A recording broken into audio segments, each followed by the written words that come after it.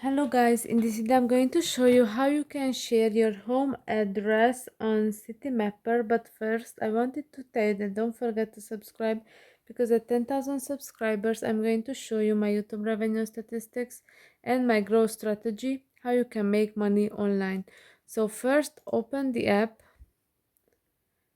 After that you can see the three dots in the middle of the screen near the Get Me Somewhere option, and if you click on that you can see the share home option. Click on that, and now you can see your location, and you can send this via WhatsApp or Messenger or Gmail or Twitter or uh, through a lot of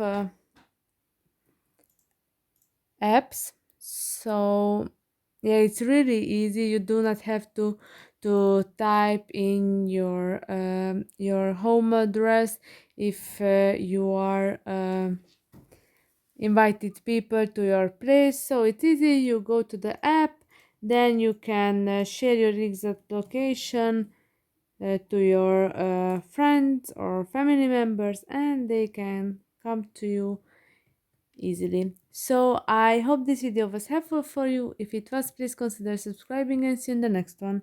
Bye bye.